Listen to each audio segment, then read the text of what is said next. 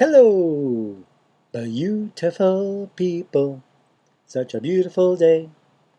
Okay, so Chicago, Chicago, Chicago. Something's gonna happen in Chicago. Exactly what? I don't know. Thinking of a okay, but I won't say it. But might shake a little things up. I've watched a couple movies, um, and because of my past employment, I'm always studying them, looking, details, whatever,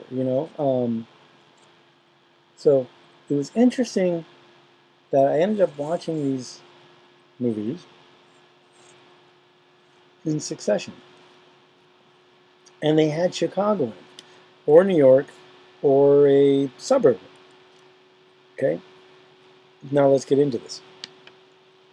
First movie, um, I don't know if I can say the titles, but I'll say it because this is for educational purposes. It's a Rampage with Dwayne Johnson, right? And the point of that movie is CRISPR technology, which is DNA splicing, where they would cut out a splice of the DNA that they might think is damaged or defective or whatever, and replace it with a new thing. You know, this movie came out in 2018, which makes you think of mRNA, messenger. What are angels? Messengers. Okay, are there good angels and bad angels? Yes, they are. This was based on a video game that you could play in arcades, which I did.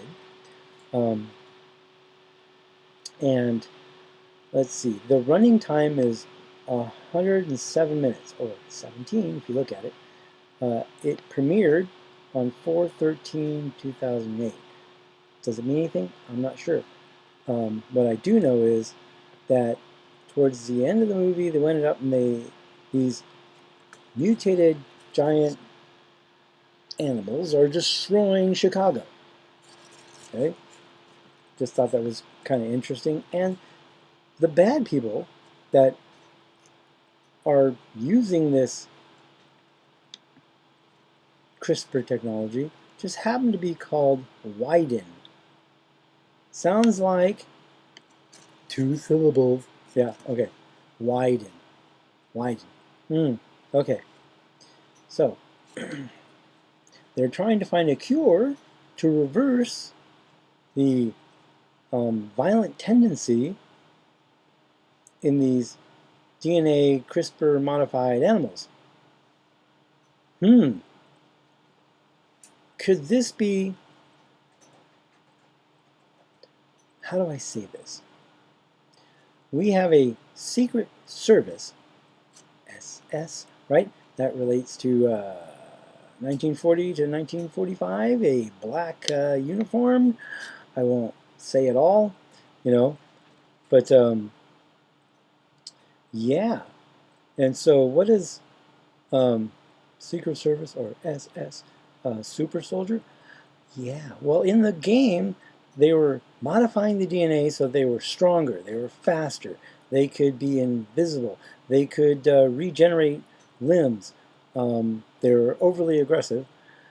I'm sure I'm missing something. And they would pick certain animals, like a spider that could regenerate limbs. Okay. I'm kind of quoting from memory on these movies. So that was the first movie. The second movie is Kick-Ass, and it's 118 runtime, which that number 118 is kind of important to me. The movie came out March 12th, 2010. It's also based on a video game. Interesting how movies, video games, television, they have a certain design factor to influence people. This was based in New York, and there's a big gun battle, rocket launcher, destruction of a penthouse. But other than that, I didn't see any other relation to the first movie. except they were both video games. One Chicago, one New York. Could be prophetic in the sense of they're showing their hand of what they're going to do. I don't know. Let's go to the next one. It's Project Almanac. The runtime is 106, and it came out in January 30th, 2015. I think these numbers are important, but we'll get to that. In this movie, they're trying to use a time machine to go back to alter things. Okay? When they turn it on one time, it sucks up so much power it blows up batteries. Then they have to connect it to a electric vehicle with a lithium-ion battery, and that was enough to charge it to get to a certain point, right? And then it blew up, and all the city lights, the whole town went out, went dark, right? Blackout, citywide blackout. Ooh, grid down.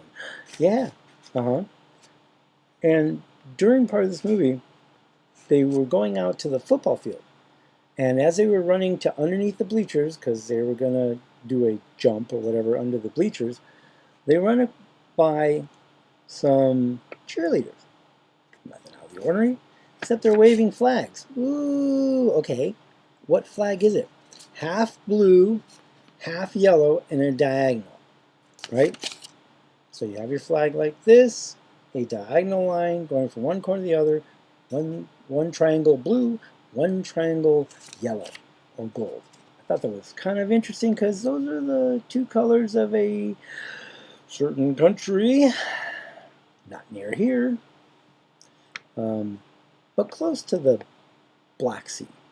So that was interesting of that movie. Suburbs, yes. Blackout, yes. Didn't tell me the location or anything else. I couldn't find any information on that. Then I saw another movie, The Philadelphia Experiment. Now I watched one that was in the 80s. An actor called Michael Peyer. I don't know how to pronounce his name. I could be getting it wrong. So he was in that first original movie about it, and this one came out in July 28th, 2012. I thought that's interesting because the 9th of Av is on the 27th of July. Now, if you wondered about the 9th of Av, well, destruction of the first temple and the second temple, and repeats, I don't know. Kind of interesting, the movie 2012, which is a huge cataclysmic event that's global, and they try and save themselves by entering into arcs. Similarity? Yeah. Anyways, this is another movie about time manipulation, time travel, time alteration. You know, these are all things that I'm seeing out of the 4 movies. CRISPR DNA, time alteration, another time alteration, and then violence. These are all things that mankind's not supposed to be doing. In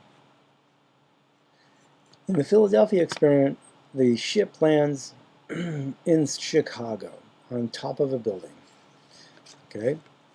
So, if you read the Book of Enoch, the Watchers or the fallen angels, I'm not sure, this is going by memory, were given, the angels, the not good angels, were giving technology or teaching mankind about war and weapons and other things that we weren't supposed to know about. But they did anyways. So, 4 movies about doing bad things or bad things coming. So it was interesting because I got Chicago, that shaking, whole lot of shaking going on, Motown coming. So I added up all the numbers because I was like, what am I supposed to do with the run times of these movies. And I heard, add them up. And I'm like, add them up? He goes, yeah, add them up. Well, adding up all the runtime of the 4 movies, it ends up being 420. Now, we know that, my little scribble notes, right? 420, 420 time, a certain green plant that everybody likes to do at 420, and there's a urban myth about that or whatever. But also, 420, you drop the 0, because zeros are nothing, right? You have 42. Well, who gets to have 42 months of rule? Yeah. Okay. So just a thought. But I really thought it was interesting that Wyden happened to be, the name of the bad guys in that first movie. I'm sure there's more in there that I didn't dig out or I didn't see, but I think they're pointing to something, whether it's grid down in New York or Chicago, a huge explosion, whether it's a ship on a building or a pulse. Because like in the Project Almanac and also the Philadelphia experiment, this came to my mind, there was a blue and white pulse of energy. And when they were going to send the ship and it got transported to somewhere else, or in Project Almanac where they went back in time and then they show up and there's lights. It's kind of like how the Terminator, right? And they have he sits down, he crouches down, and this big ball of blue and white light, and poof, he's gone. And then he shows up somewhere else, and there he is. Okay, those are just my observations. This is not a biblical video. This just happens to be I think it's like, okay, God will not do anything unless he tells his servants, tells his people before he does it. So there's no, what are you going to do? He lays it out. That's called prophecy, right? I think the enemy, according to God, I think he tells them, you have to tell them. I'm not going to tell you how you tell them, but you have to tell them. Why? Because everybody's going to stand before God and in the judgment seat, right? And people say, but I didn't know. You didn't tell me. How can you hold me accountable for something I don't know?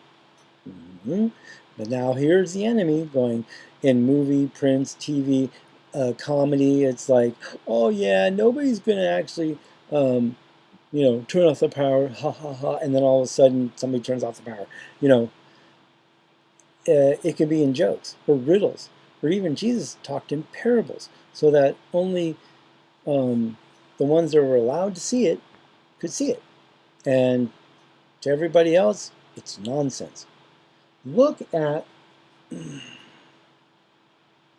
this, okay? Every time I read it and I dig into it, I get something. I see something. And something I've read a couple times, 100 times, or all of a sudden I read it, and that one moment, it's like, bing, light bulb goes on, you go, oh, I see this totally different. And that's just revelation being revealed, Of course, God knows exactly what's the best time to reveal things to us, because, hey, if he gives us something that we're not ready for, it'll be disastrous. But he gives it to us at the right time when we're ready for it. It'll be a blessing, it'll be success, it'll glorify him and glorify his name.